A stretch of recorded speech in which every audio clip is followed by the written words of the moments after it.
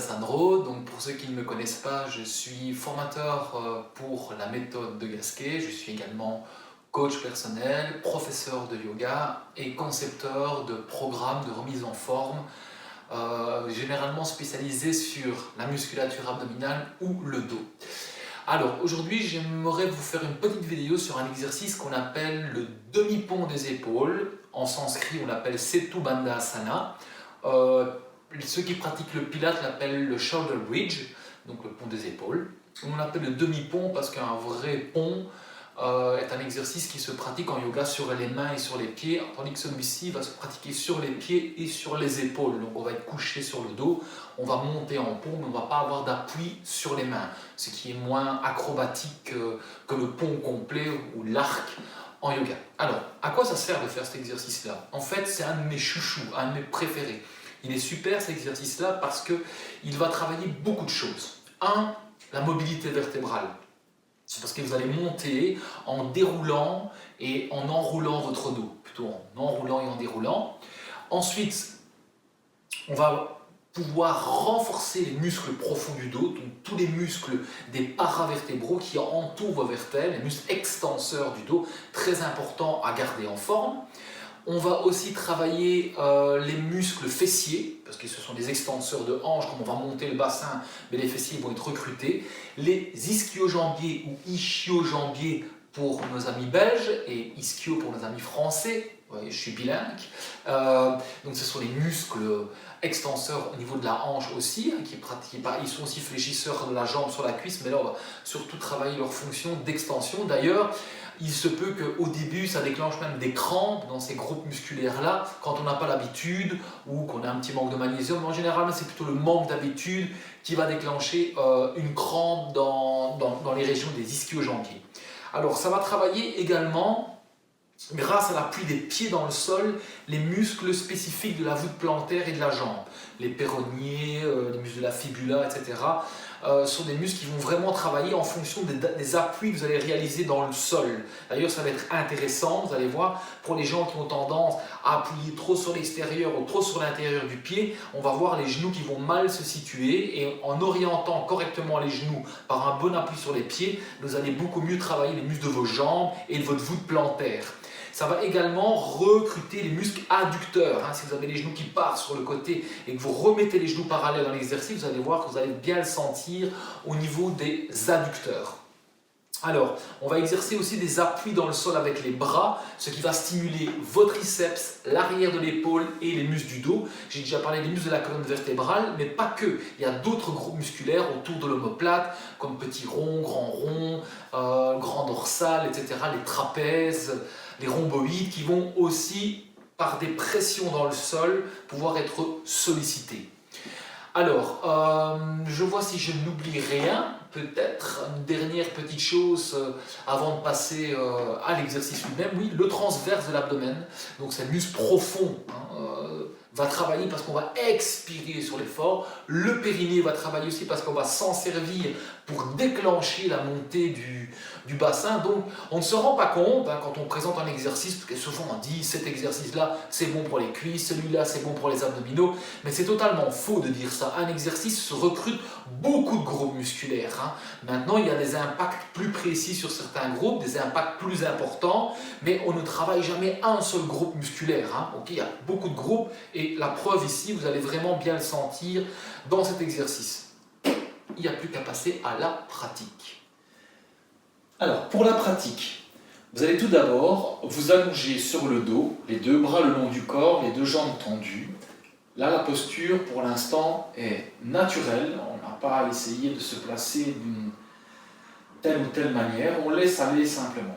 Ensuite, vous allez placer les pieds à la place des genoux. Pied droit à côté du genou gauche, pied gauche à côté du pied droit, et vous écartez vos deux pieds de la largeur du bassin. Essayez de mettre vos pieds parallèles, pas avoir les pieds en canard, mais les pieds bien sur des rails, le plus possible. Ensuite, placement du bassin. Vous levez votre bassin à 10 cm du sol, vous prenez votre bassin en main avec les pouces vers le haut, vous basculez le bassin, donc c'est une forme de rétroversion, mais sans raccourcir les abdominaux. Vous tirez le coccyx entre les fesses, en fait, par l'action du périnée. Vous expirez, vous allongez les lombaires, vous allongez le bas du dos, vous étirez toute la colonne vertébrale, en fait, jusqu'à la barre des cervicales. Voilà, très bien. Le dos est tout étiré, ça fait du bien. Ensuite, on soulève la tête, on recule le menton, on étire la nuque et on va placer la tête dans le sol loin des épaules. Vous allez avoir l'impression d'être plus grand. Si vous avez une gêne dans la gorge, remontez un petit peu le menton. Les bras, vous les placez le long du corps, plus ou moins à 30 degrés. Vous descendez les épaules, vous tournez les biceps vers l'extérieur et vous présentez votre paume de main vers le ciel. Voilà. Maintenant, vous allez pouvoir appliquer une pression sur les deux pieds, pas trop forte, 30% de votre force, et une pression sur les deux bras, de l'épaule vers les mains. Et une légère pression derrière la tête. C'est les 4 appuis, j'appelle ça. C'est ce qui prépare au demi-pont. Quand vous pressez comme ça vos deux pieds, vos deux bras de l'épaule jusqu'au bout des doigts et l'arrière du crâne, vous êtes en train de solliciter les mêmes muscles qui vont participer au demi-pont. Okay? En poussant les pieds, vous sollicitez les fessiers, les ischio-jambiers, okay? Jusque dans les muscles du dos même. En pressant les bras, vous allez solliciter les triceps, l'épaule, l'arrière de l'épaule, le deltoïde postérieur, et les muscles rétropulseurs du bras, donc qui sont une partie des dorsaux, qui vont travailler intensément. Ensuite, vous contractez le périnée, vous expirez et vous décollez vertèbre par vertèbre en allongeant la colonne vertébrale. Donc vous ne faites pas que lever, vous faites un allongement, un étirement de la colonne vertébrale qui déroule au sol. Okay? Les pieds sont bien ancrés dans le sol. C'est là que, en général, on voit les défauts qui apparaissent, les genoux qui partent à l'extérieur ou à l'intérieur. Il faut corriger ça. Gardez vos genoux parallèles et vos pieds bien ancrés pour le moment. Sur l'expiration, vous montez vos bras et vous allez descendre les bras derrière. Et vous voyez que je vais casser mes poignets pour pouvoir étirer les muscles de l'avant-bras. Okay? On casse le poignet et on tire derrière. On pousse sur le dos de la main pour vraiment allonger. On recule le menton, on étire la nuque bien allongée. Ensuite, je vais soulever mes pointes de pied et garder mes pieds parallèles. Ils vont avoir tendance à partir dans un sens ou dans l'autre, parallèle. Je contracte le périnée, j'expire et je redépose vertèbre après vertèbre, doucement, en allongeant. Le bas du dos, c'est ce qui est le plus difficile. Fixez bien votre tête, tirez bien le coccyx entre les fesses et déposez. Une fois que c'est déposé, vous appuyez les pieds dans le sol, vous abaissez l'épaule et vous ramenez doucement les bras le long du corps. Bien, je vais encore le montrer une fois. Je vais redescendre un peu sur mon tapis pour avoir une meilleure surface de contact. Et peut-être mieux me voir dans un ensemble. Voilà, donc j'ai le bassin placé, j'ai la nuque placée, les bras le long du corps, paume de main vers le ciel. Je presse les pieds légèrement dans le sol, uniformément. Je contracte le périnée, j'expire, je décolle vertèbre après vertèbre. Tout doucement. Tout doucement. Voilà. En allongeant la colonne vertébrale, je vais vraiment monter en pont. Voilà, sans exagérer le creux non plus dans le dos si vous avez une grande facilité. Ça ne sert à rien de forcer sur ces facilités. Par contre, si vous avez de la raideur dans le haut du dos, vous avez une syphose trop marquée, mais vous pouvez insister un peu plus, justement, ça va remobiliser cette zone du haut du dos. Pressez bien les pieds à plat dans le sol, okay, uniformément. Vous allez sentir comme les ischios travaillent, les cuisses travaillent aussi quand vous poussez les pieds vers l'avant. Pressez les pieds vers l'avant, comme si vous vouliez allonger le tapis. Vous allez voir comme ça va recruter beaucoup plus les quadriceps et favoriser l'ouverture de hanche.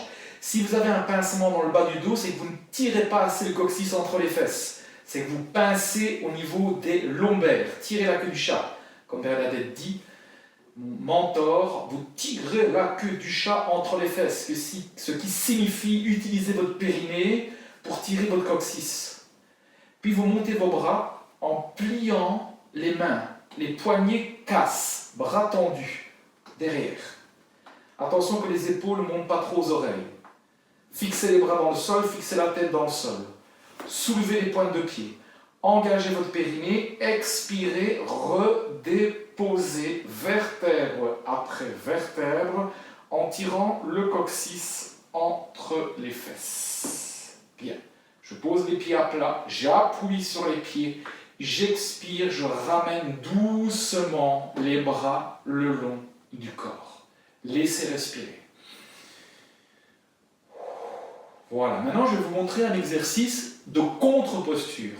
Comme les exercices que j'utilise viennent du yoga, j'utilise encore cette philosophie, cette manière de travailler, qui est d'avoir une posture et d'avoir aussi sa contre-posture, qui l'équilibre en fait. C'est pas qu'il la contrecarre, c'est qu'elle rééquilibre le corps après sa pratique. C'est une position d'ouverture, une posture d'ouverture. Vous avez une ouverture de hanche, une extension.